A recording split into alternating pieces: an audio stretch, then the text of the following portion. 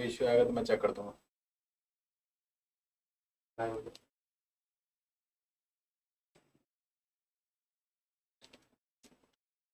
Good afternoon, all of you. Welcome to EduTap and welcome to this masterclass on descriptive writing. Before we proceed further, I need a ping from you. I need an affirmation from you that the voice is clear and the video is clear to you. So if you can hear me properly, if the sound is clear and if the background is clear to you, just let me know in the chat section. Yes, good afternoon. Can you hear me? All right. Great, okay. So yes, finally we are in this full classroom, full studio session here.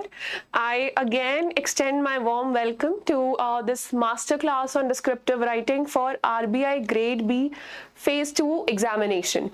So here, this is our third lecture for the same. We have taken previous 2 lectures for our introduction and body part. Our aim is to explain you how to approach RBI Grade B Phase 2 examination in a holistic manner. So yes, our channel is coming up with a lot of resources, lot of free resources are available on our channel if you go to the live section and the video section on our channel. But there is something very special and on which we are offering a very special discount to you. First of all, we've launched a crash course. This is going to be a live crash course for all of you. It will have live classes, so all your one-to-one interaction can take place with your teachers. These teachers will also be providing you with short notes. Short notes would be given, mind maps would be provided. These mind maps, they can help you a lot in retaining information better. So that is where your mind maps come to play. Basically, the final notes that you make before any exam, these notes will be provided already by the teachers. They will be just handed over to you by the teachers with the help of a soft copy. Then all the current affairs, as we regularly mention that we update our content every 3 months. 3 months is an adequate time to update your current affairs knowledge, to update your static content with current affairs. So yes, all the updated current affairs for your phase 2 part, they will be provided here. You do not have to do any reverse engineering. You do not have to study any other resources. Finally, there are test series in the exact simulation of RBI Phase 2, RBI Grade B Phase 2 examination. So exactly the environment that you'll be facing in your Phase 2, that will be provided here. So yes, if you feel that you're already well versed with the content, your current affairs are prepared and you're confident that you will be able to crack Phase 2 examination, then what you can do is we have the second option for you, which is the standalone test series. Test series can be directly purchased by you from the links in the description. So we have 2 tests for ESI, 1 objective and 1 descriptive. 2 tests for finance and management, again an objective and a descriptive test. A separate test for current affairs, all the updates that have happened in the past few months which are important from Phase 2 point of view, they will be taken here. So yes, that is there. And then you have the full length test, the full mock test for 5.5 hours that you will be sitting for in your Grade B examination, Phase 2 on 30th of July. So yes, the special part here is that since the Phase 1 examination, it was very tough for you. We understand that, it was, very much unexpected. Phase 1 was very much unexpected. We are expecting that the cutoff will significantly lower down as compared to the previous years. So yes, we are offering a flat 50% off to all of you aspirants right there, all the aspirants right there, so that you can avail the maximum benefits out of our crash course and test series. So first of all, what we need to do here is let's understand first, since this is a class on descriptive answer writing, keep one thing in mind that these few days that you have with yourself, they are not less, they are not too many. So I am sure that if you have taken Phase 1 seriously, then you are a serious aspirant and you do hold the knowledge, you do know the content, and with the requisite content, with the given content that you already know, that you're already aware of, you can write great answers. Even if you feel that your English is not at par with other students, or your grammar is not good, or your presentation skills are not good, or even if your typing speed is very less. So all these problems, they can be tackled through this initiative, that is your descriptive writing for phase 2 exam. So trust me on that when I say that yes, you can write great answers. The next slide, it shows us the distribution of RBI Grade B Phase 2 examination. Quickly we'll look at it, and after this I will take you to the slide that shows our schedule, the schedule till 28th of July. Every day we will be taking one discussion at 3 p.m. except for Sundays, that's for you to rest. And through those discussions, we learn how to approach the descriptive part of syllabus. Now here, important is that your objective and descriptive part, they hold 50-50 marks each for economic and social issues, that is your paper 1. So equal allocation for objective and descriptive part is there. Yes, hello all the students coming up there. Hello Rohit, hello hello SK, yes. So since we are in a live studio here, the comments are a little far from me, but yes, once we move on with the final interaction, we will be writing answers in the chat box as well. Paper 2 is regarding your English writing skills. Now this is mostly ignored by mostly ignored because you feel that you have adequate knowledge to address the English paper, but trust me, that's not true. So there are free sessions available, free live sessions taken by Narveer sir. He's our English expert. So refer to those videos and take the right guidance regarding Pressy, RC and essay writing. This holds 100 marks. Again, very important. So as important as your ESI or FM is, equal importance is given to English writing skills as well. Thirdly, you have finance and management.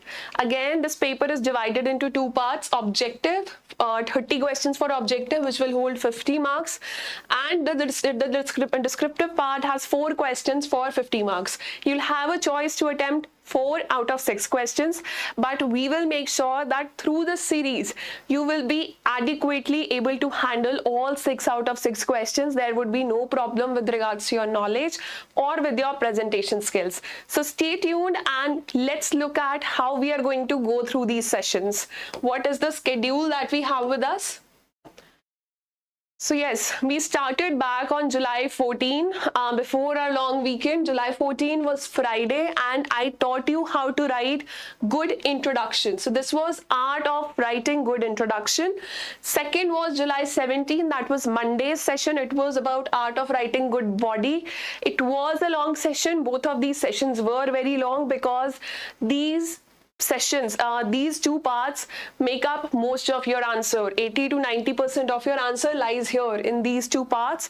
So definitely, if you're watching this video for the first time, definitely go back to the previous 2 sessions to understand the outline about what we are discussing here. But stay tuned to this session as well. We'll be revising those 2 sessions in this session as well. But the whole understanding, a complete understanding for introduction and body part is required. That can be obtained through the previous 2 sessions. And today we are at our 3rd session, that is Tuesday, July 18, and today it's going to be a very short session, very concise. We'll learn how to write good conclusion to our answers. So and tomorrow onwards we'll be taking our full-on subjects. First one would be economic and social issues. This will go on for the next 4 days. Till Saturday, Wednesday to Saturday, we have complete ESI, and your ESI has got 4 large components. 4 big components are there. So what we'll do is we'll take one component each day, and we'll take questions including the previous year papers, including the previous year questions from all these 4 components, and the major components with their model answers will be covered.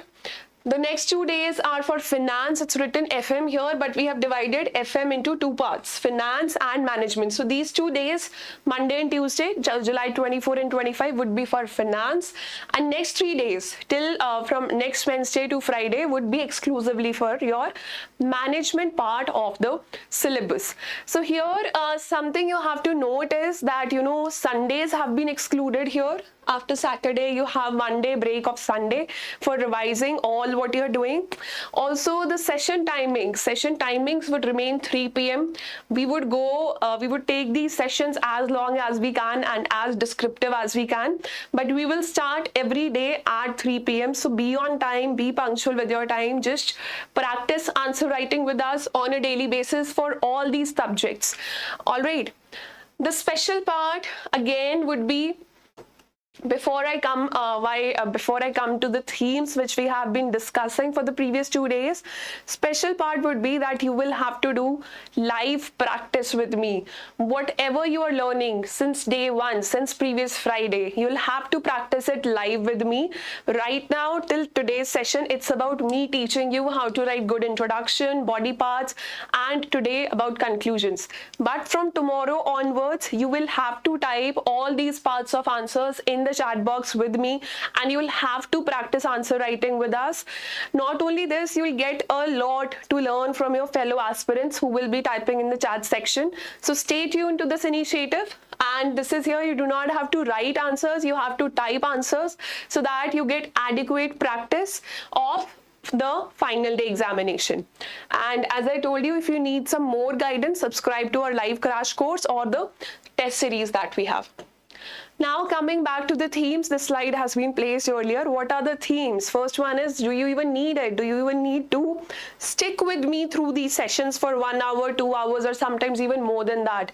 I feel that yes, you need it. Because what we see here is that most students, they're very good at knowledge, but they are not really good at presentation, because when you are thinking and typing at the same time, the examiner perceives information differently as compared to if you have planned your answer way before going to your phase 2 examination. If you have planned, you have made the choice of words, you know the keywords for all the important topics, you know the structure of the answer that you will be writing there.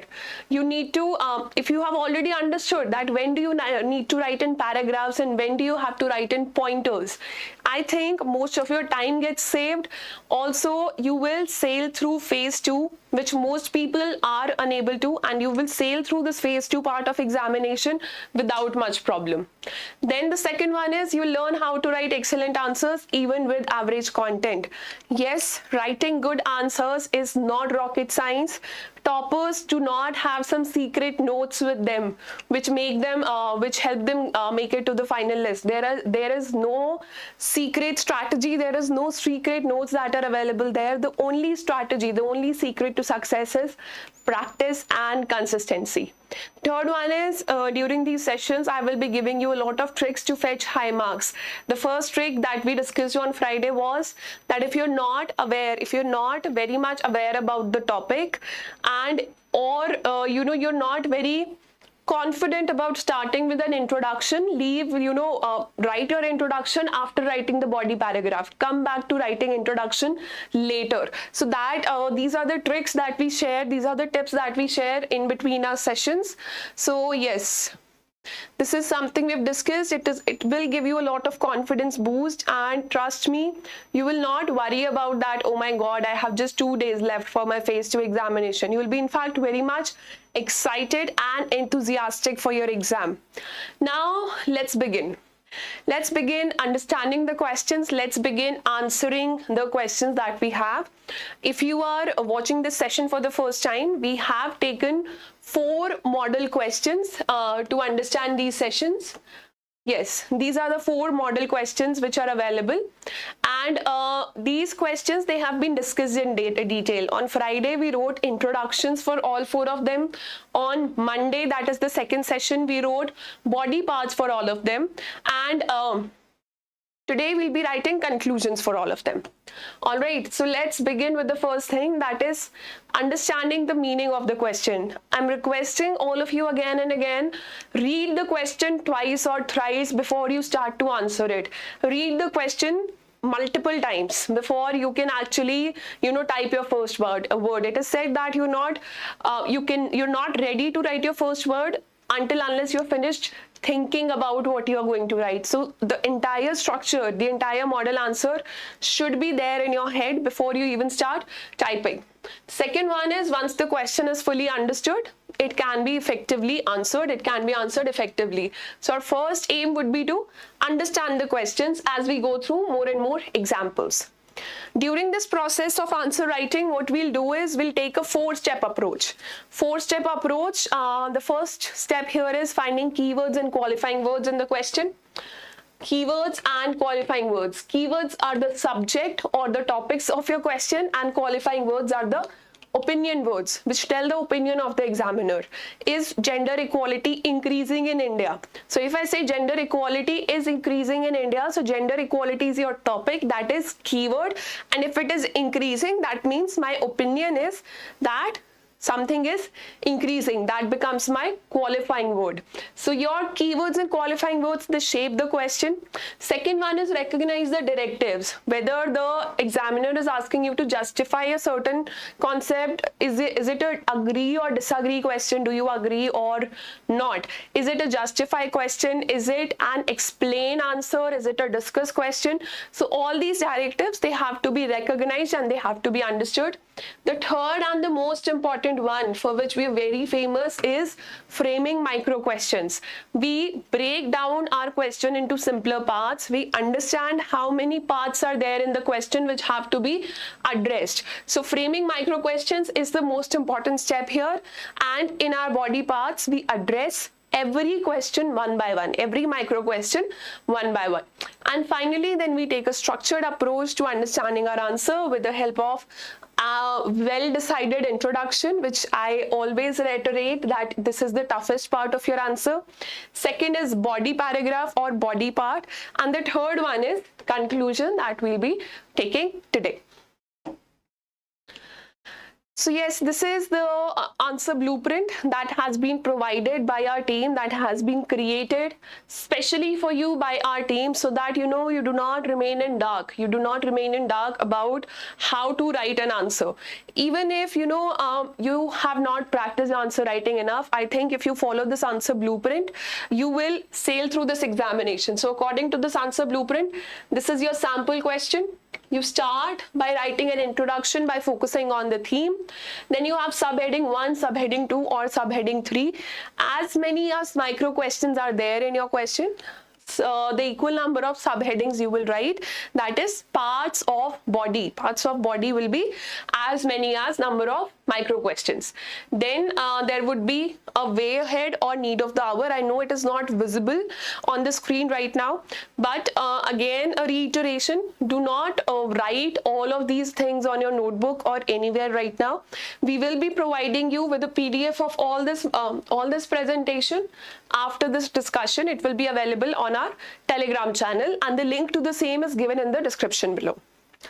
So yes, let's begin writing our answers. But before that, there are many out of you who have been associated with me, with our team, for the past 2 days of this answer writing discussion. So if there are any additions you need, or if there is anything you need to ask, just let me know in the chat section, and then let's start with our today's discussion finally.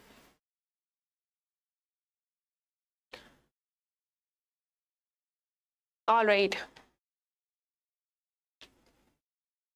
Yes, good afternoon, Alicia. Manjdeep Singh message has been retracted, and okay. So yes, any messages coming on from your side? Are the previous 2 discussions clear to you, or is there anything that is causing a confusion to you?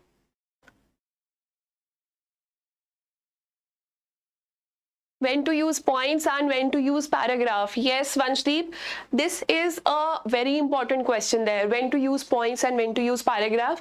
So Vanshdeep, let's do one thing, to cut it short, I would say that wherever there is a subjectivity associated with your answer, whenever a subjective answer is there, see, there are 2 points. Either you have at least 5 factors to describe the question. To answer the question, at least 5 facts are there, or at least 4 facts are there, let me say. Then you can use the pointers approach. But let's say if you understand the concept, but there is not a lot of objectivity. For example, in ethics answers, in your management answers, there I think body paragraph approach is the best one. But body paragraphs, they do not have to be long paragraphs of 500 words. They have to be 50 word short paragraphs, which with a separate objective for each of the body paragraph. Just stay tuned to these sessions. We'll practice for body paragraph answers also, paragraph approach also, and we'll practice for pointers as well. Starting from tomorrow, whatever answers we complete for ESI, finance and management, we'll take both the approaches. So don't worry about that. You'll gain a lot of clarity around that. Yes, good afternoon, Praveen. Okay, Alicia, I think you had the same question.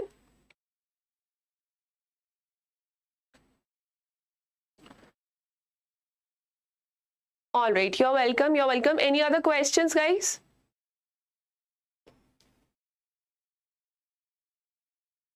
Okay, so I think we're good to go now. Okay. All right. Okay, Lakshya. So yes, now let's begin. See, if you're watching this session for the first time, a prior knowledge would be required. A prior knowledge of the previous two sessions would be required. So if you feel in the middle that, okay, I have not written introduction or body parts to these questions that ma'am is discussing, don't worry about it. Just learn the conclusion part with me today and watch the previous two sessions later. Don't worry about it. Also, starting from tomorrow, we'll take a lot of answers. Also, I see that you're asking a lot of, important topics over this question. When will the result be released? Second, give us some important topics. So see, what we'll try to do is that for the next 1.5 weeks till July 28th that we are there, around 10 days, we'll try to discuss questions which are important from your exam point of view. But the exact important questions will be discussed, or the exact important topics will be given by subject experts. So watch other videos on our YouTube channel for more clarity over that. For the descriptive part, I'll try to take questions which are most important for your phase 2 examination. So is that fine? No, Lakshay, right now we do not have any expected date. All these are speculations. I'm sure that as soon as RBI is ready with your result, they will release the result without any further ado. And my best wishes to all of you watching this session. So yes, these 4 are the questions that we have been discussing since Friday. We have been writing all the various parts to these questions. We have been understanding how can you approach some questions with data, how can you write in paragraphs, how can you start something with examples or some recent reports. This is something we have been discussing. First of all, what we'll do today for all the aspirants out there, we will read out these questions. Then one by one, we will, I will tell you the summary of the questions, what we have done in the past 2 days, and then we'll frame a good conclusion. So I think if I give you the summary, a good conclusion can be framed. All right. So first question is, how does MSME sector, that is your medium and small scale enterprises sector, help in achieving inclusive growth? What are the recent steps taken by government to boost the growth of MSMEs in India? So if I have to look at the micro questions in this first question, the first one is, how does MSME sector help in achieving inclusive growth? What do I mean by that? How does it help in providing women empowerment? How does it take jobs to the rural areas or to the downtrodden sections of society? How does it help in economic growth for underserved sections or underserved areas of our country? That is your first part. And the second one would be recent steps taken by government to boost the growth of MSMEs in India. And the best step is the policies that have been launched by government, the budgetary allocation which has gone up, and any digital portals that have been launched by the government. So these are your approaches. So we address this answer in 2 body parts. The first one was addressing this micro question and the second part was addressing this micro question. Okay, so I think questions which have subparts, this is a trick for all the examinations. The longest questions, they are the easiest to answer, while the shortest questions, they are the toughest to answer. So you'll see this thing in your entire course of preparation as well. So whenever you see a long question, what happens is, what if we get anxious that, oh my god, how will I understand this, and forget about understanding, how will I answer this? But it is always true that the longest questions, since they have been broken down into very simpler language, that's why they are long, so they are simplest to answer, so do not worry about that. And the shorter ones we'll be handling here, so again, no worries about that as well.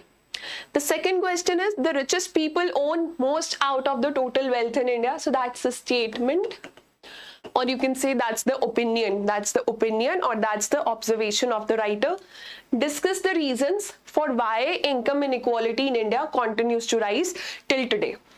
So this is your question, why income inequality in India continues to rise. This is your qualifying word, that there is something that is rising, and what is rising? Income inequality. This is your topic or keyword. So we straight away we discuss the reasons that why income inequality in India is rising. In introduction, we talked about this statement that has been given by the examiner, and we validated the examiner.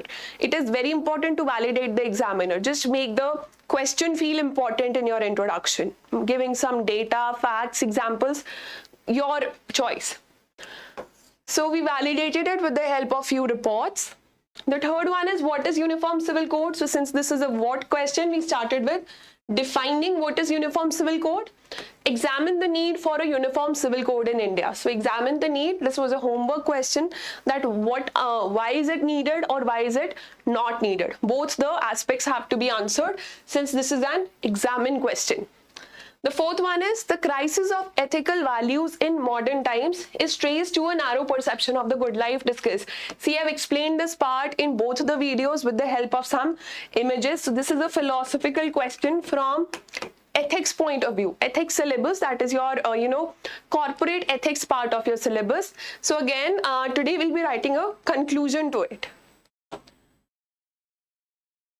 Now, before you start writing, what are the prerequisites? We have discussed it earlier as well. First of all, a positive outlook.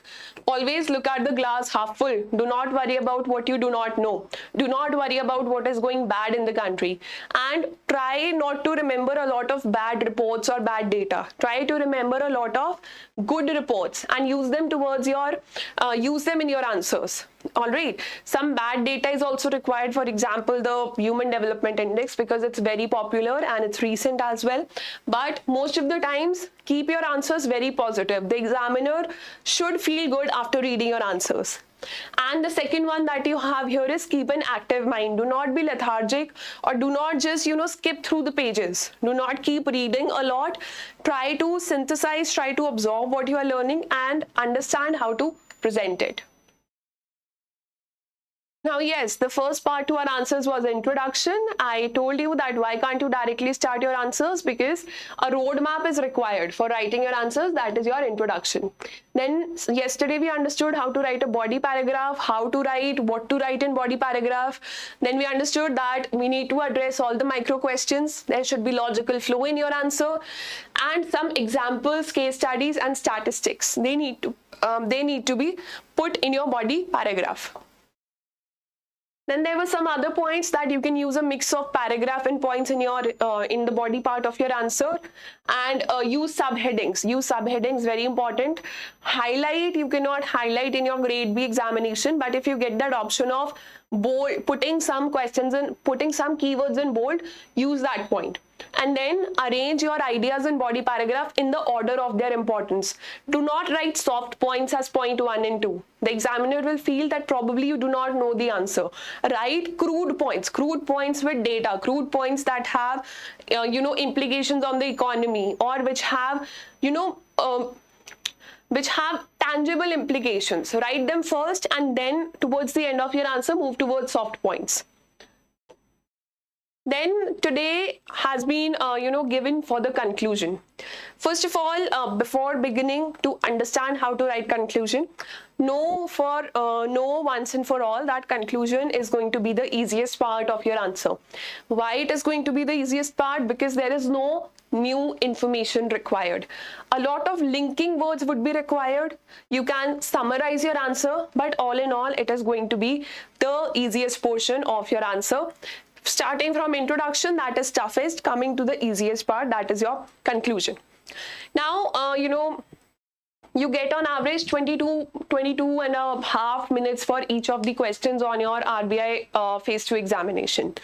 And these questions, for example, 10 markers will take lesser time, and 15 markers will be given more time because they are for 600 words. So now let's say you have spent a great deal of time in thinking and then in typing, then why can't you close your answers just like that? What is the need of writing a conclusion when you have already written everything in your answer? जब सब कुछ लिख दिया है तो conclusion की ज़रूरत ही क्या है?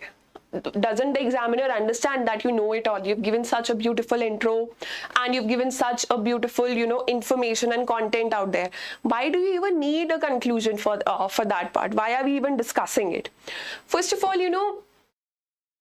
a conclusion, it will create unity in the whole answer. What I mean by unity is that it will, first of all, complete your answer. Finally, what it will do is, whatever intention you have, let's say the examiner says women empowerment is important. Maybe you feel that women empowerment is not important. Even after reading your answers, the examiner might not be able to relate which stand are you trying to take, or the examiner might not want to read which stand are you taking. So what he'll do, he'll read your introduction, he will see that whether the introduction is mature, whether the introduction has some good points, and then finally he'll go to the conclusion, and that is where you will be awarded most of the marks. So the starting and the ending, it is very important. It clarifies your final intent to the examiner, and then it closes your answer, it sums up your answer. Since it sums up your answer, so yes, can you summarize your whole answer in conclusion? Yes, you can do that. If you're writing 5 points in your body parts, so then you can write those 5 points by using commas and then have a conclusion. But that's not all. You need to have some additional points also in your conclusion. When I talk about writing good conclusion, there is very few things that you can write as compared to instructions which you cannot do. So there will be discussions about what you should not do in a conclusion that irks the examiner, that irritates or bores the examiner. So what you should not do, that is of paramount importance here. So let's move on and discuss that. First of all, tips for a good conclusion: summarize your whole answer. If it is a agree or disagree question, just write down it is agreed or it is disagreed. Do not write in first person. Never write your answers in first person in a competitive examination. Just write it is agreed or it is disagreed. Then restate or paraphrase the question statement. That can be done. When I taught you writing introductions, I made it very clear that you do not have to paraphrase the introduction. You do not have to paraphrase the question statement. If one person says women empowerment is important, do not use different words to say the same thing, that yes, women need to be empowered. This is not how your introduction should be. But this is something your conclusion can do. You can paraphrase or you can use different words which were given in the question.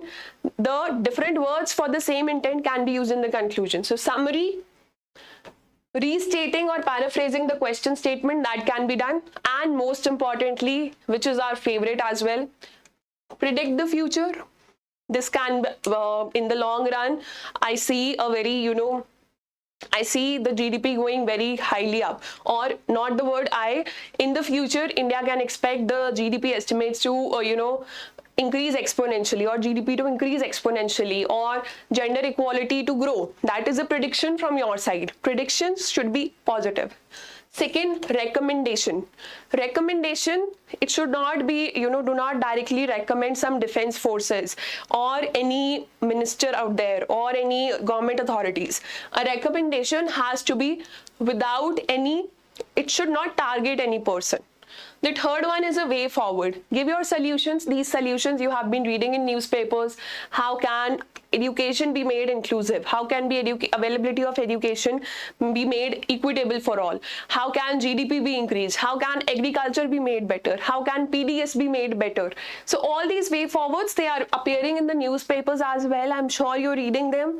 Also, the content that has been that you have been reading, these content files, they always contain way forwards. So use that approach to write conclusions. But make sure that it is not more than 10 to 15% of your answer. Just one paragraph. Do not have a separate body part for your conclusion. Let's say if it is going for 100 words, out of 600.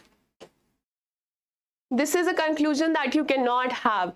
Your conclusion should end in maximum 50 to 60 words. 60 is also the higher limit, not more than that. Conclusion should be concise.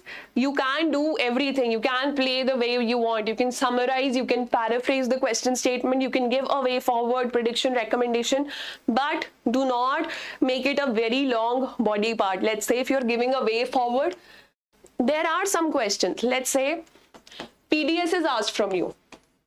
Okay.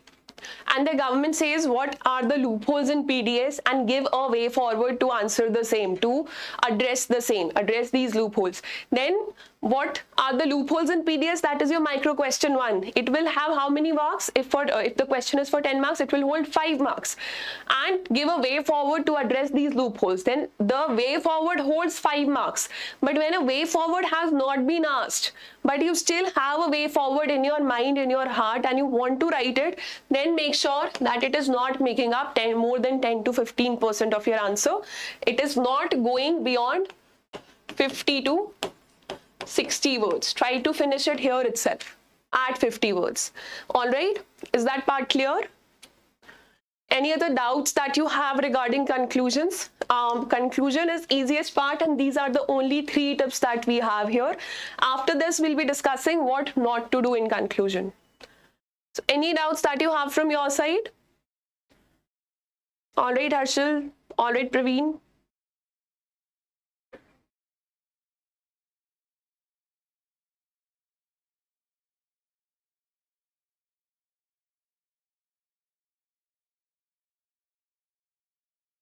Okay, in these live discussions, there is always a lag of 2 minutes that comes from YouTube itself. So whenever I give a prompt that type something in the chat section, at least type a no if you do not have a problem or if you do not have anything coming up. All right, so that we know, so that our team knows, I know that we can proceed further. Everything is clear. All right, SK. Okay. So we'll take the doubts later if any one of you is typing. So yes, moving on to the next slide. Okay. So here we have a very simple example of a conclusion outline, and by simple example I mean that it will not ask you to portray your knowledge. It will be a very simple thing. So let's say that you have, the question is, are dogs better pets than cats? This is the question. Is it visible to you, all of you? First, is the screen visible? Is everything on the screen visible?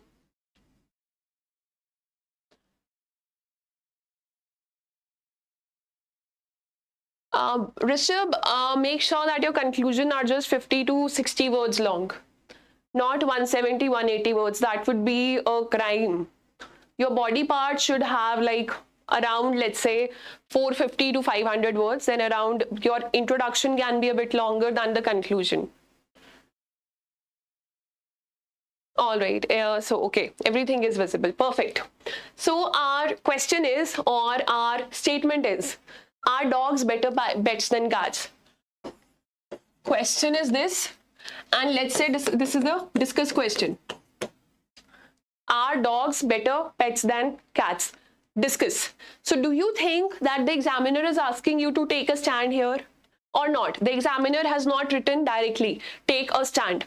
That is not written directly, but it is a question. Are dogs better pets than cats?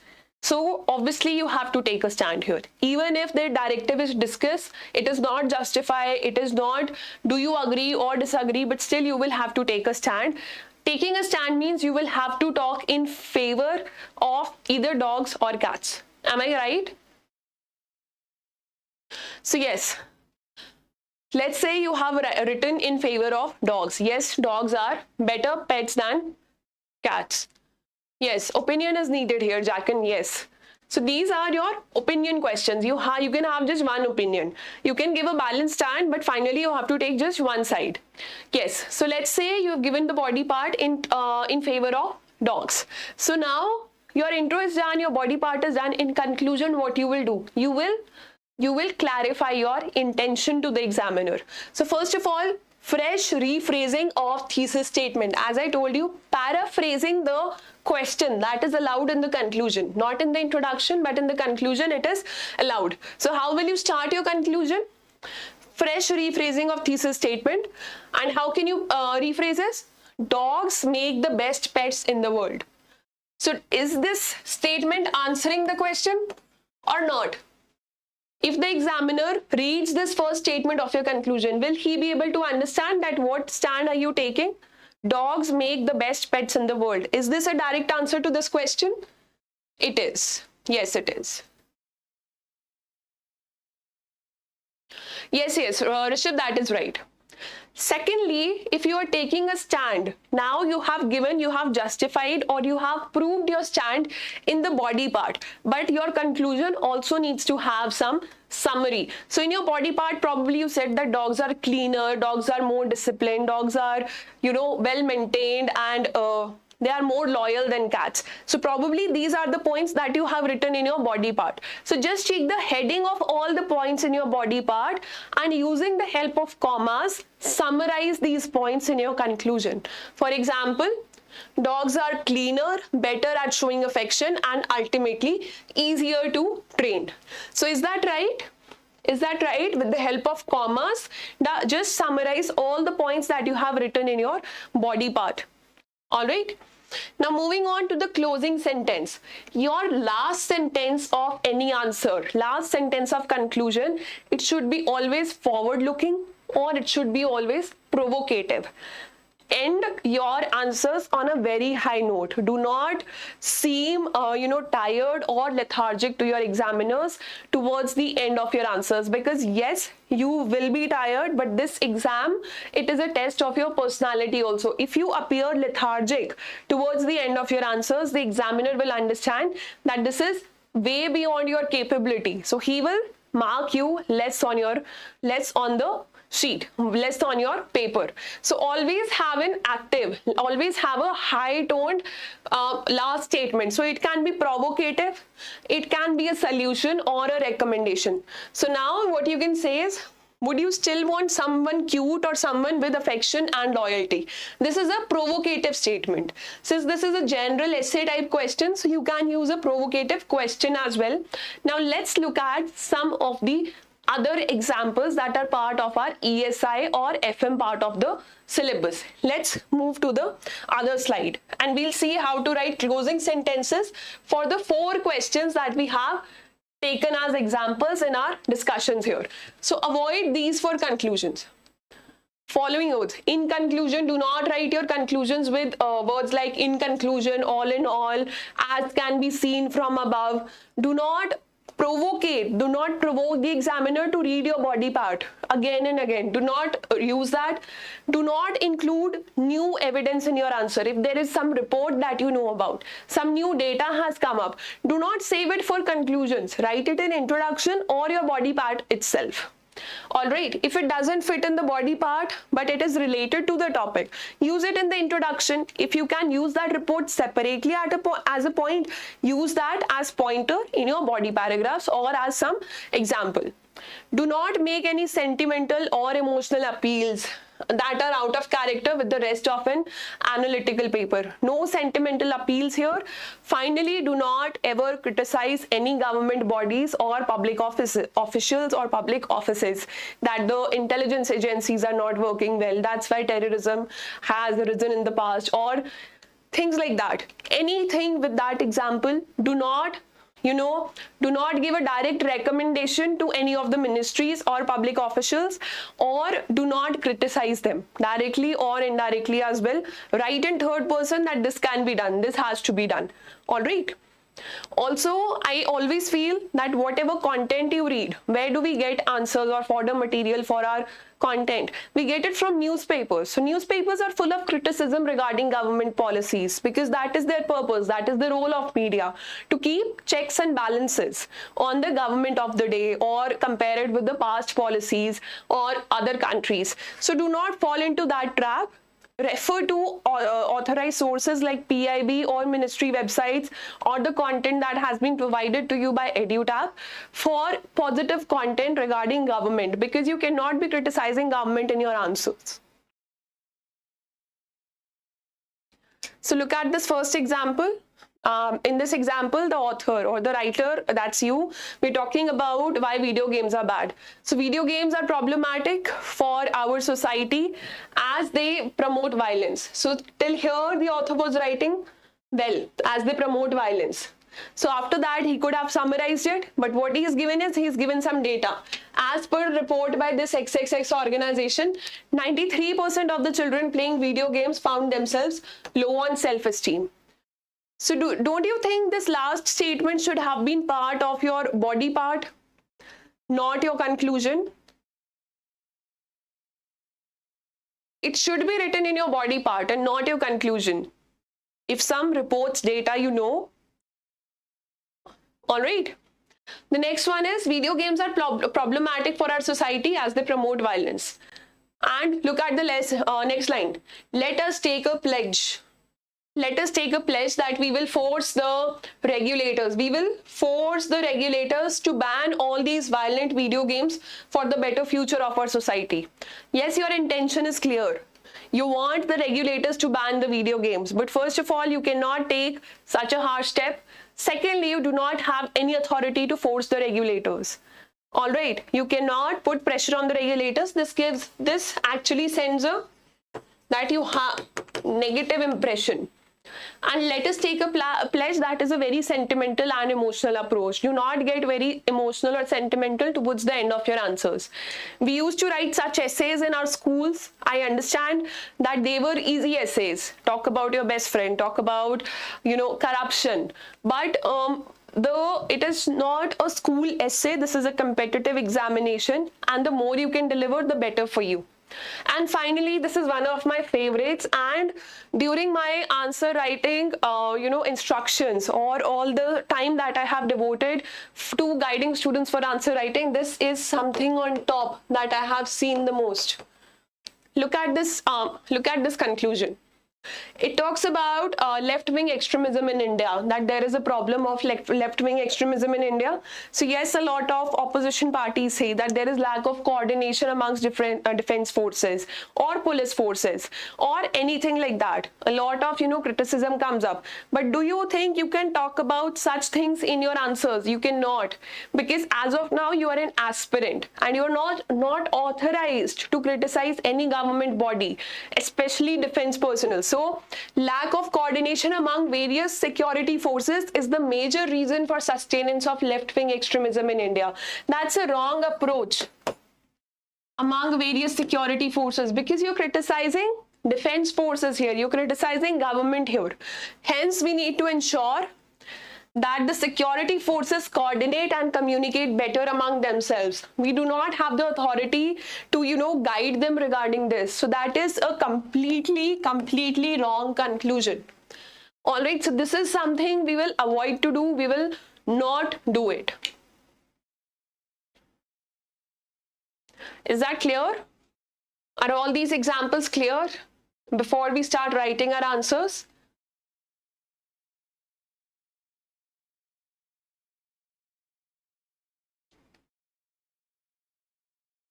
All right. Okay. So now we've come back to our favorite questions. This is third day that we are discussing these questions. Now I've told you the micro question for question number 1. I told you what are the micro questions. Now give me a conclusion for this question. How does MSME sector help in achieving inclusive growth?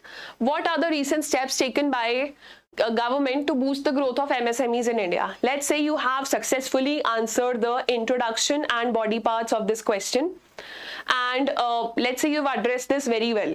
What will you write in conclusion here? Just give me a rough idea. Just write 1 word, 2 words, whatever you feel fit, or give me a fair idea of what you think should be there in the conclusion, and then I will display the actual conclusion here. Yes, Dark Rose, I'm good. I hope you are, participating in the session.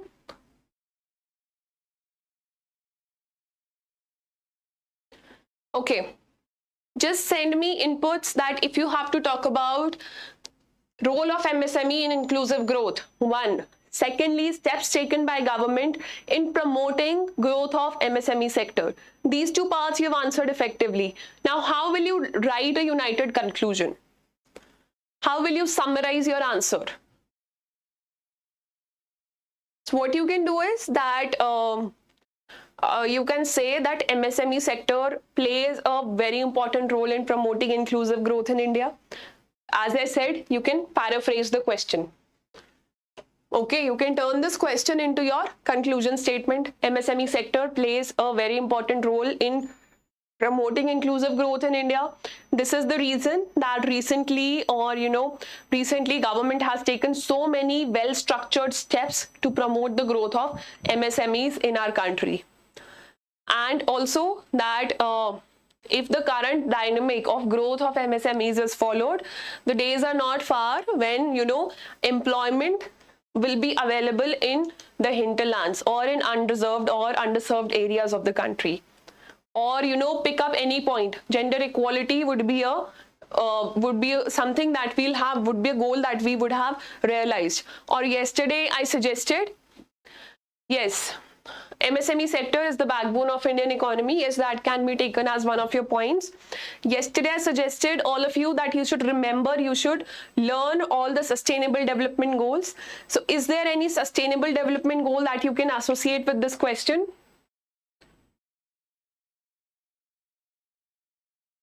Is there any?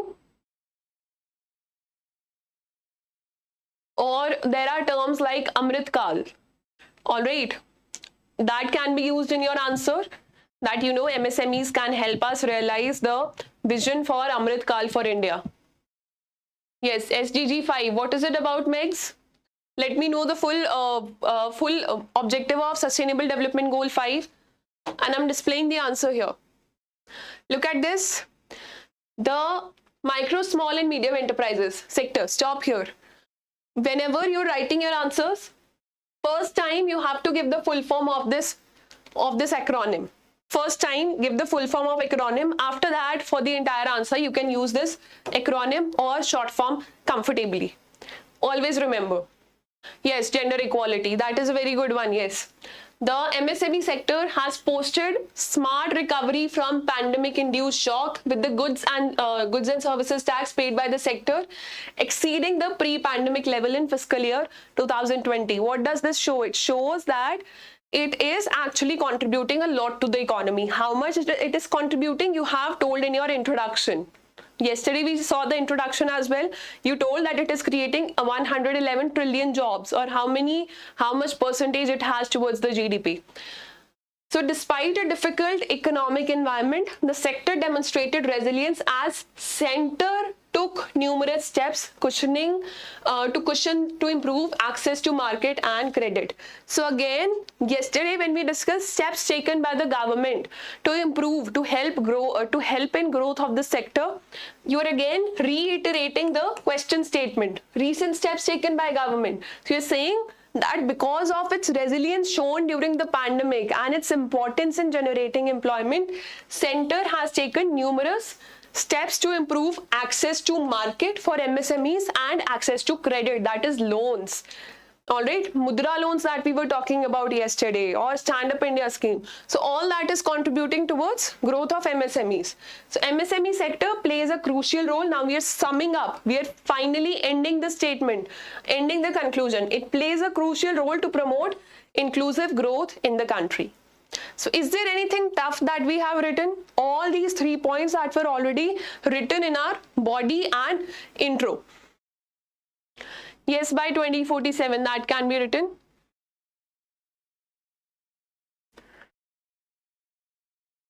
Hisham, yes, you're saying that still a lot more efforts are required.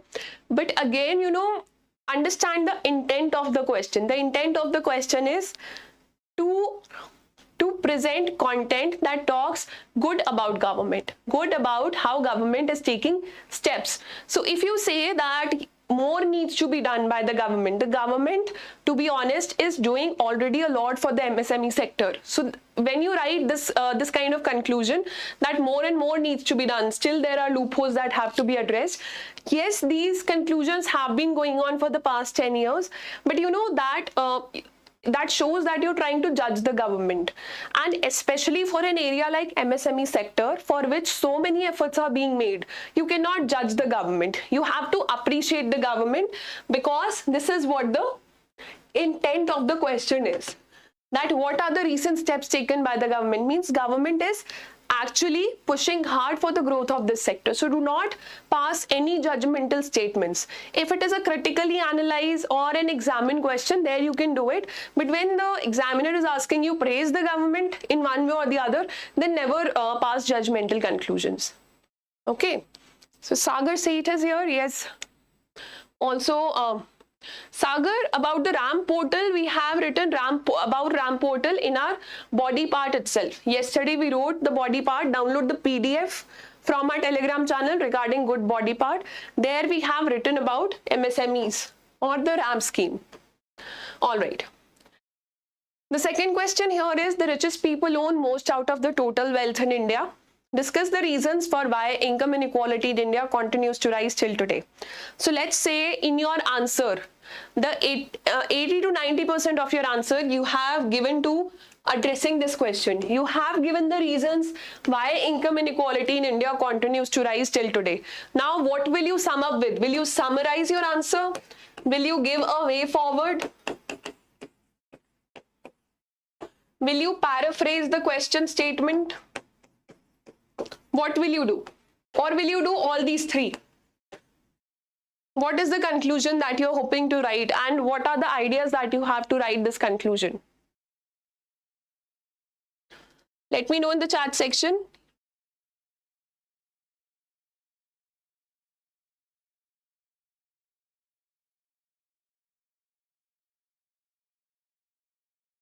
Okay. So let's say you've addressed the body parts, you have addressed this answer properly, discuss the reasons for why income inequality in India continues to rise till today.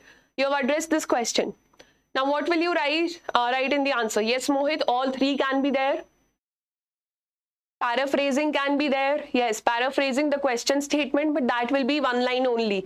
You need at least 3 to 5 lines for your conclusion. So that can be there, yes.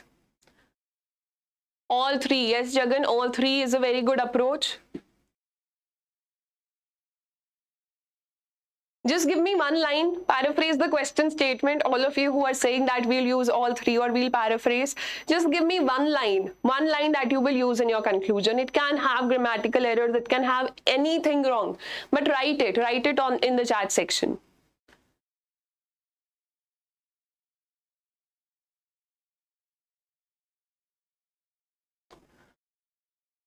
So see, we have ample time today. Yesterday we were running out of time. Today we have ample time. So I can wait for your responses here. Just write anything that you want or that you feel you should be including in your conclusion. Write anything. Any out of these three. Yes, Mohit, Rishabh, Jakan.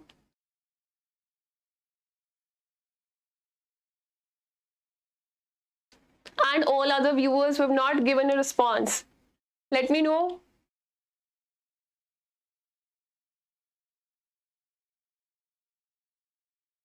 All right. So meanwhile, by the time you're typing, let me just display the conclusion we have.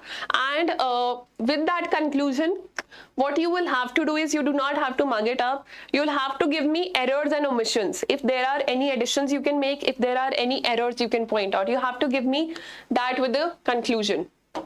So I'll read this out for you. So Dr. B.R. Ambedkar had issued a grim warning in 1949 that if we continue to deny social and economic inequality for long,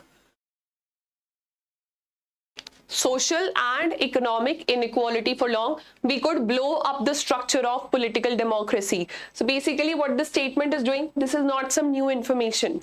Here we have used a quote. I told you that quotes can be used to start your ethics answers, but they can also be used to conclude your economics answers, especially when it comes to soft topics or sentimental topics like inclusive growth or inequality. There are so many quotes by Dr. B.R. Ambedkar and second by Mahatma Gandhi on such topics. So make a list of at least five for each of them. Not at least five, but at least 5 total quotes can be learned by you, because this is the part of your syllabus. So yes, this is how you've started your conclusion. This is again.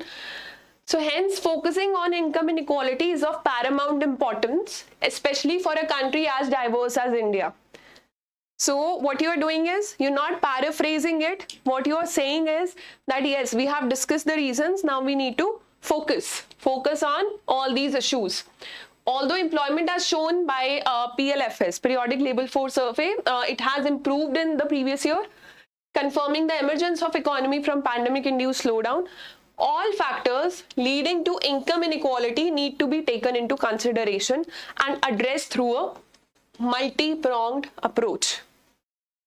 So first thing what we are saying is, because yesterday in one of the reasons we said that adequate employment is not available. People are underemployed or they are unemployed. So they are saying that yes, employment has gone up. So yes, factors are reducing, but income inequality is still persisting, and this income inequality, it has to be it has to be addressed through a multi-pronged approach. This multi-pronged approach is a very good term. Multi-pronged approach means you have to act on all the sides. You need to have the government also, the civil society also, and the bureaucrats also, and the people also. They need to be taken together. Everybody needs to work towards one goal. So we need to focus upon Human Development Index more than GDP. It is important to eradicate income inequalities by focusing upon human development. Yes, Mohit, that is a very good approach. Very good approach, because you are giving one of the solutions here. That, as highlighted by experts, more focus should be on growth. More focus should be on development, not just economic growth, not just improvement in GDP. Or in the status or living status of people, living conditions of people, if I have to paraphrase human development for that matter. Yes, very good. Yes, Sagar, unemployment is one of the factors for unequal distribution of wealth. Again, I would say this reason is your direct question. Why income inequality in India continues to rise till today. So if you have taken yesterday's discussion, we talked about one point was unemployment. All right, because people do not have adequate jobs or jobs at all available. So that will form your body part. All right, what you can do is that, all the factors come into play: unemployment, gender roles, unavailability of jobs in certain parts of country. You can use that comma approach and then give a way forward. That this can be a way forward towards all the problems.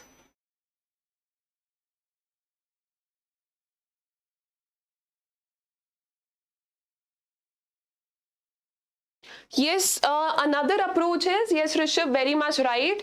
If you feel that government is taking some steps to address this income inequality, then you can write those steps.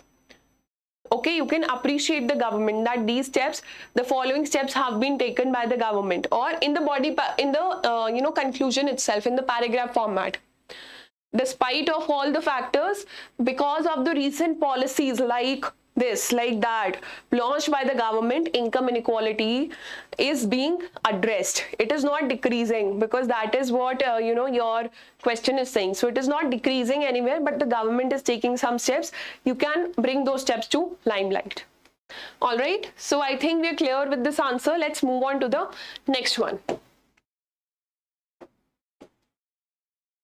What is Uniform Civil Code? Examine the need for a Uniform Civil Code in India. Now, I'm sure this Uniform Civil Code has been appearing in current affairs.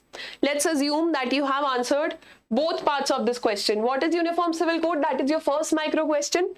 Second one is examine the need. That is Uniform Civil Code even needed, or why is it needed, or why is it not needed? So you have to talk about both the sides. Why Why not? So let's say you gave a good intro, then you gave body part 1, then you gave body part 2. What will you write in conclusion now? How will you conclude your answer on a topic that is so sensitive? You could be somebody who is in favor of uniform civil code, but your examiner could be someone who's against uniform civil code. So you will have to give a balanced conclusion first of all. Is that clear? Or you could be against uniform civil code, but the person checking your paper could be in favor of uniform civil code. You could have differing opinions. And since it is an examined question, so you have told both sides of the argument.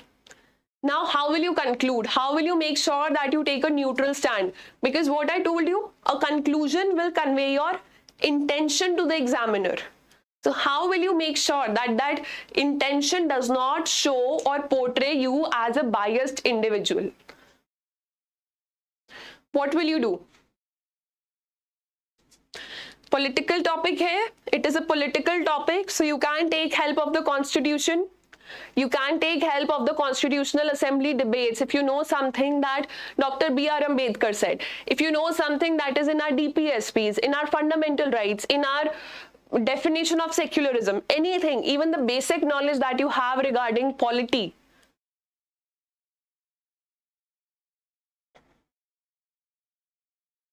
Again, SK, first of all, avoid using the word must in your conclusion.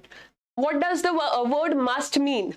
If I say you must watch all the videos on this channel, does it convey that I'm instructing you or I'm requesting you that you must watch all the videos on our channel? So I'm kind of trying to order you, right? And nobody wants to take orders. Nobody wants to take orders. Everybody wants to exercise their free will. So must word has to be deleted completely from your answers. And even if you're using must word, it should be for the society. We as a society must move towards this goal. It should include you also. That is not an order for other people, for government officials. It is an order for you also. Okay.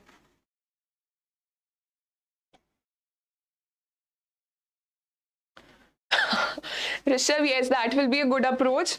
But, even if you're trying to appreciate RBI and Government of India, do not let the examiner know about this trick of yours. Do not make it very conspicuous or very much apparent. Be very neutral and very balanced in your approach, okay? So then it will play in your favor. All right. Just give me a neutral viewpoint on this. Let's say we are not even writing conclusion. What will be your neutral viewpoint on uniform civil code? If everybody has to be happy, what will be your neutral viewpoint there? Or neutral way forward there, if I have to be very precise?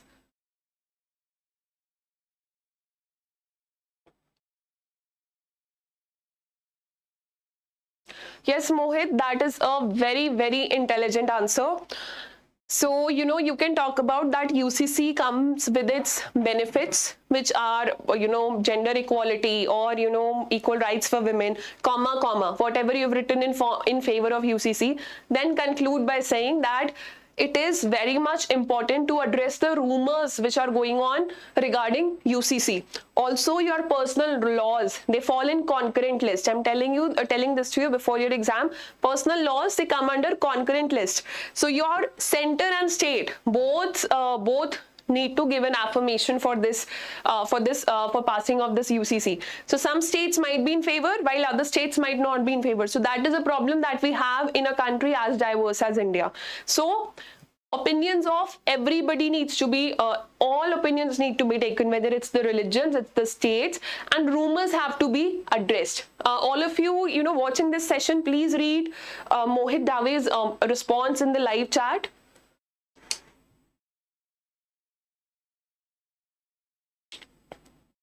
Yes, Max, that is a very good approach. That no matter what future of UCC is, the purpose of UCC should be to establish a equitable order in society. It should lead the society towards more stability, more happiness, more equality. All right, so let's look at our conclusion here. First, let me rub all these ink marks that you have. Look at the conclusion, and I would ask you not to read the conclusion but to judge the conclusion. What do you think can be added, or what do you think is wrong here? Only when you're judging, your mind is very much active. When you have to check some answer, you can find out the loopholes. But when you have to write an answer, you find it hard. So try to judge and try to include those judgments in your answers. All right. So all the good change would depend on the thoughtfulness. All the good change. Good change, why we are using this term here? Because that is the aim of UCC, to bring in good change. All the good change would depend on the thoughtfulness that goes behind its drafting. How will UCC be drafted? What will be the document looking like? And its implementation. First of all, drafting is a problem. If you have referred to our yesterday's PDF, it has been mentioned that, let's say when our constitution was created, there were tons of constitutions available all around the world. Tens of constitutions, not 10 tons, but at least few constitutions were there. From there we could take some hints. But for uniform civil code, for a country as diverse as India, there is no draft document. There is no document you can take help from. So first of all, thoughtfulness that goes behind its drafting, that it should be a very concise, it should be a very clear document, so that people they're not left in a fog of being able to understand it. Second is its implementation. Whatever policies we have running, the biggest problem is with their implementation. So implementation is something you can talk about. UCC certainly has many benefits, especially in promoting gender equality. This is the most important benefit of Uniform Civil Code, because gender rights are not equally available in all the religions. There are some loopholes against females, against other sections of society. So gender equality, this is a positive point that we have taken and we have highlighted it here. However, despite of the benefits, while framing UCC, it must be borne in mind that cultural diversity cannot be compromised, because all religions have their personal laws, the tribals have their personal laws. So cultural diversity cannot be compromised to the extent that our urge for uniformity, that we want just one law for the country, this is our urge, this is something we want. Urge for uniformity itself becomes a reason for threat to the territorial integrity of the nation. So read this out again. And just let me know if you find any loopholes here, any additions that you can give from your side, and just tell me that is it an apt conclusion from your side?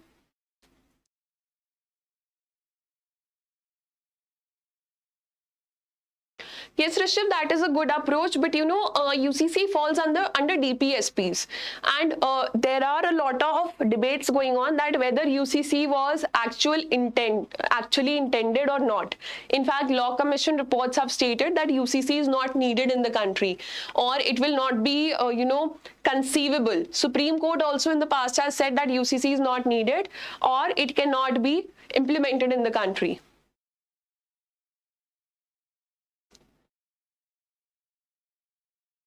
Yes, but that approach is right. The approach that you're taking to write the conclusion, that is correct. So let me read this out for you again.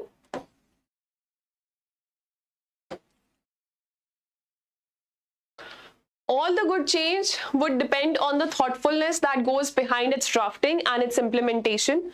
UCC certainly has many benefits, especially in promoting gender equality. However, while framing UCC, it must be borne in mind that cultural diversity cannot be compromised to the extent that our urge for uniformity itself becomes a reason for threat to the territorial integrity of the nation. Yes, because these are the statements coming in that we feel there are so many religious groups saying that we feel that India is not for us, India is not our country, because we govern ourselves, we govern our personal relations through our personal laws. We have also defined UCC in our introduction there: marriage, divorce, adoption, all those things. But So what you have to say is that our urge for uniformity it should not turn into a threat. So first of all, as Mohit said, all the rumors have to be addressed. All the rumors have to be addressed. They have to be stopped. And the government also, the intent of UCC should be made clearly available on the public platforms. Yes, that's right, Mohit. Yes, Rishabh, yes.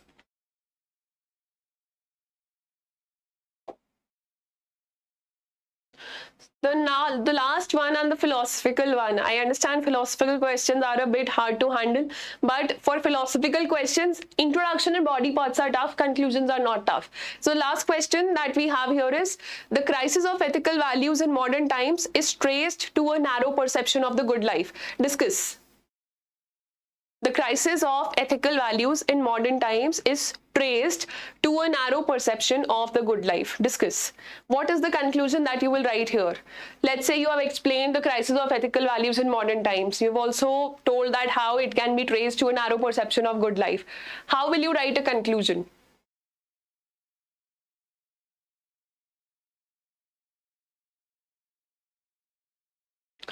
Thank you, Dark Rose. That is I feel very appreciated by your remarks. You can contact us on the phone number that is mentioned in the description. Also, you can email us. In the live classes, I will be again taking your descriptive answer writing only. Other subject experts will be taking your full content or full syllabus. Your FM, ESI, and other parts of the paper will be taken by different subject experts. I'll be taking answer writing itself. All right. So yes, first of all, I know for anybody watching at this question for the first time, I know conclusion for such a question, it can appear tough. Let me go to the other side. Yes, I think now I'll not be interrupting with your vision. So yes, conclusion can be tough, but give me some examples that you can write. Will you, again, my question, paraphrase the question statement. Will you paraphrase or rephrase the question statement? Will you give a summary to the question statement? Okay. Or what else? Will you give some example? Or anything else that you want to do? Or you'll do all of these three. What will you be doing?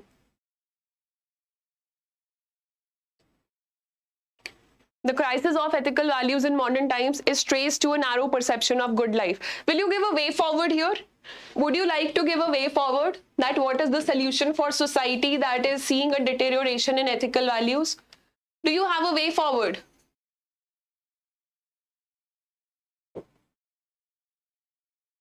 Okay, at least choose one out of four. 1, 2, 3, and 4. Paraphrasing, summary, example, or way forward. At least choose one out of the 4. What will you be doing? All the 4, 1, 2, 2 and 3, 3 and 4. What will you be writing in your conclusion? So yes, I'm waiting for your responses despite the delay in this, YouTube. That okay, you'll be giving a way forward. Jagan, if I have to ask you, Jagan, what will be the way forward that you will give? Do you have a way forward for addressing this crisis of ethical values in modern times? Okay, Megs has written an answer. When the sun sets, what matters, what we have done with our lives, how we have impacted the lives of others, and the love we have been able to give. The choice is ours if we want to live a good life of love and sharing, or live a barren life of materialism. Yes, Megs, that is very good content for your conclusion. What I would again tell you is that yes, very good content for your conclusion, but also related with the answer. Related with the answer, which includes which should include society or nations in your answer. For example, there's so many subjects that you're reading. So many subjects you're reading: international relations, you're reading polity, you're reading about governments. So whenever you have to write a way forward, give a way forward that brings into picture the individual. Then individuals, they form society, bring into picture the society, bring into picture the nations, and the world at large. So if you give your way forwards at these 4 levels, it will be very easy for you to write. right now, this is very good content, but you have just told about the individual level. Okay. Yes, Jacan, way forward.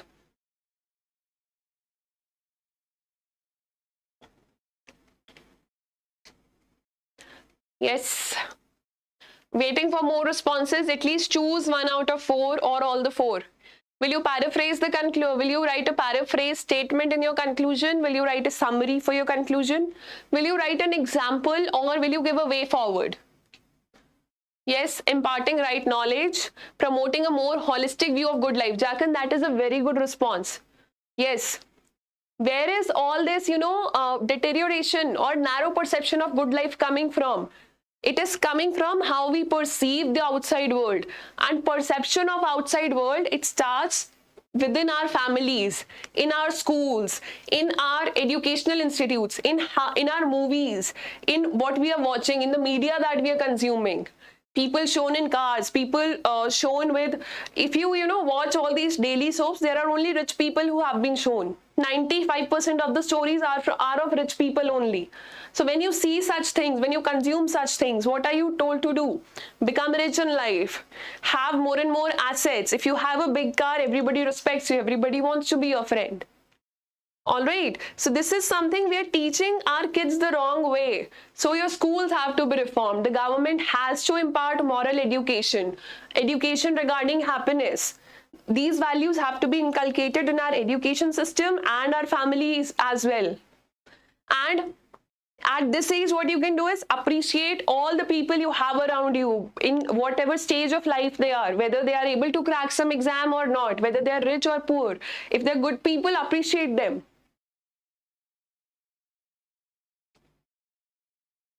Yes, Sagar, I'm reading your answer. As we are living in competitive world, we don't have enough time to stand with others as helping hands, so we should change our thought.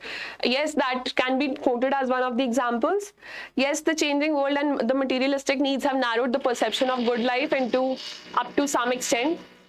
But still, by going back to roots, by inculcating the ethical values at low age will surely help in increasing the ethical values. Yes, Rishabh, that is one of the way forwards. That is one of the way forwards there.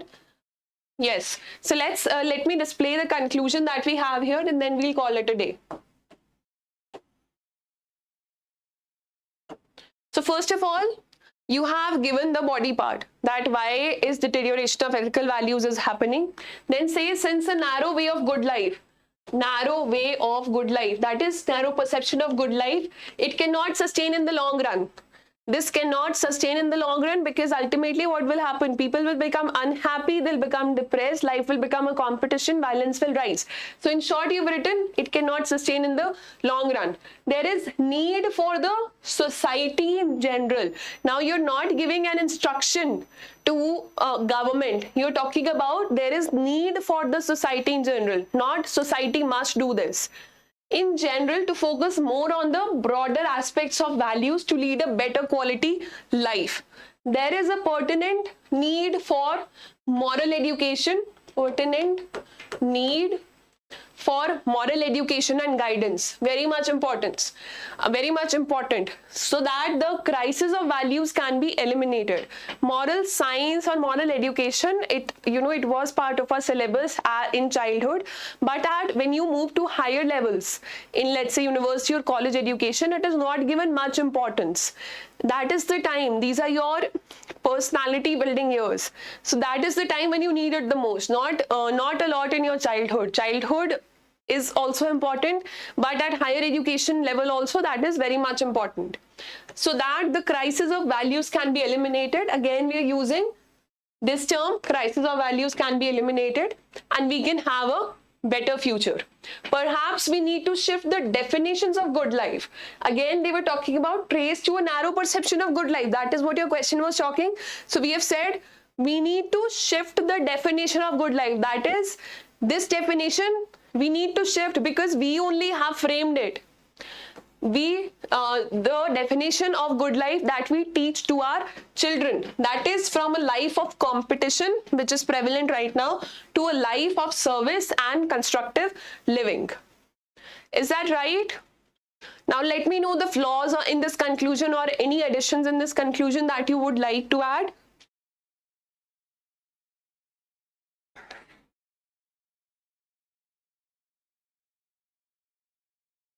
Mohit, that is a very good response. Deliberate efforts need to be made to teach ethical values right from childhood. Yes.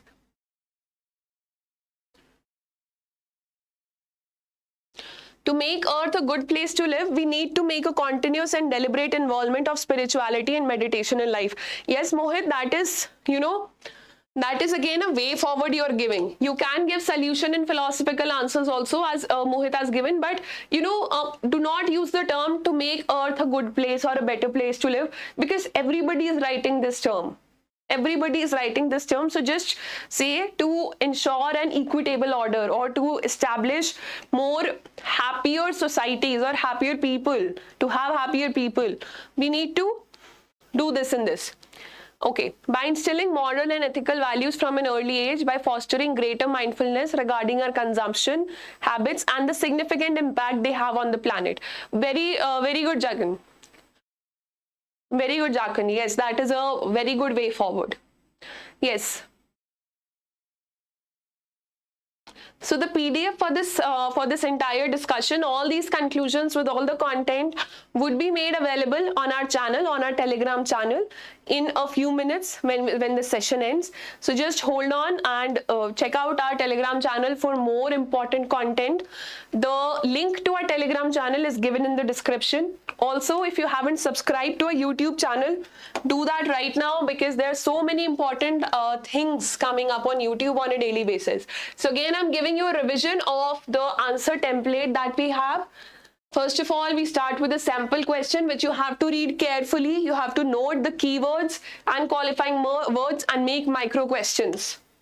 Start with focus on the topic or the theme that will frame your introduction. Make the topic or theme feel important.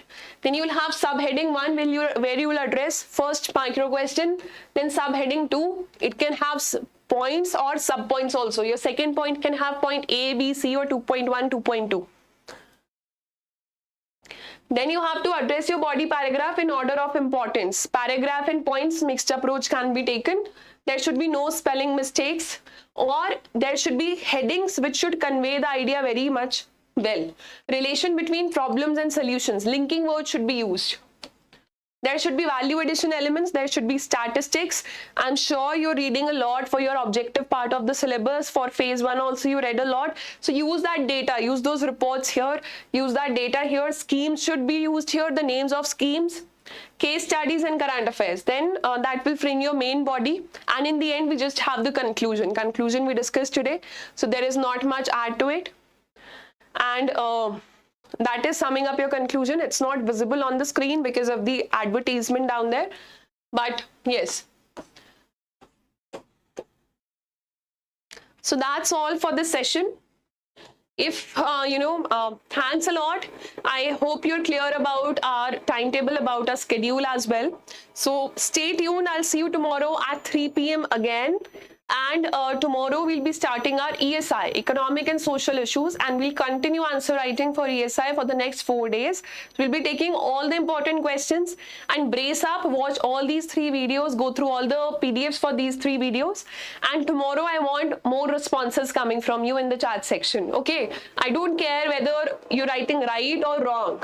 What we should be worried about right now is improving your answer writing. All right. So all the people who have not participated in the chat, do visit our channel tomorrow at 3 p.m. and make sure that you participate more. All right. Any doubts that you have, we'll be taking them today, right now. Yes. Okay, yes, that's very good of Jharkhand and Mohit. They're appreciating each other. Now, when we share, that's when we grow. So it is a very good approach if you appreciate each other, because definitely at every moment you're learning from each other. We are learning from each other. Thank you, Rishabh, and Chinta Manoj Kumar. Thank you so much. Thank you, Rishabh. Thank you. So I'll see you tomorrow at 3 p.m. with some mock questions for your ESI part of phase 2 examination. See you, take care, subscribe to our YouTube channel. You can contact us at 81462-07241 or email us at hello@edutap.co.in for any of the doubts you have, for any of the things you want to know. Take care, and I'll see you tomorrow. Thank you.